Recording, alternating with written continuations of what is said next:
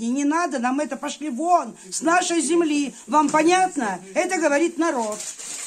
Да, мы запрещаем ковырять нашу землю, потому что мы хозяева нашей земли. Не надо сюда приходить и ковырять нам землю нашу, сносить наши эти сопки. Извините, чтобы что-то с них добывать, надо, чтобы люди жили за 70 километров от вот этих мест, потому что они опасные. Если большинство взрослого населения подпишет петицию, то карьера здесь точно не будет.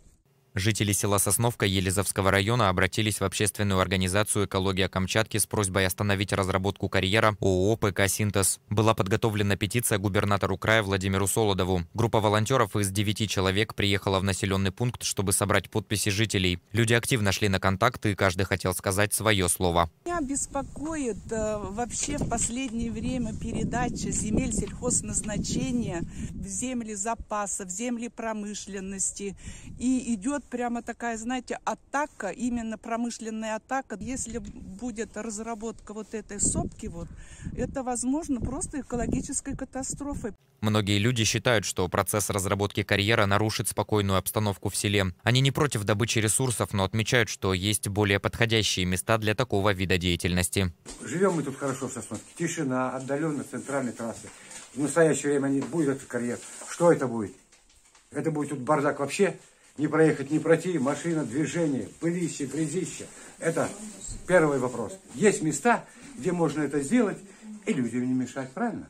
Все будет прекрасно, и люди только будут за. Добывайте минералы там, делайте свое дело, как говорится. И стране хорошо, и нам будет хорошо от этого. Нам удалось проехать к этой сопке не так близко, как хотелось бы, но было очевидно, что разработка будет происходить в радиусе 2,5 километров от населенного пункта. Вот село, поля.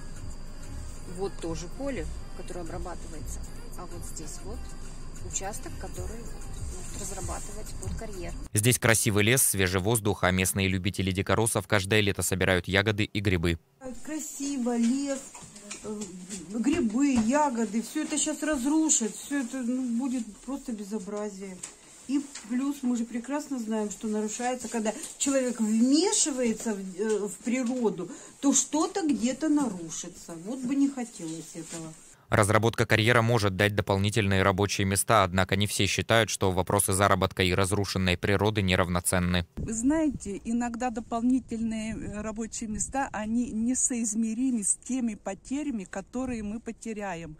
У нас ведь растут дети, внуки, мы должны им оставить нормальную, чистую, красивую природу Камчатки, чтобы они могли отдыхать. Ведь плотность населения 0,5 человек на квадратный километр, что нельзя их, эти разработки делать где-то подальше от поселений.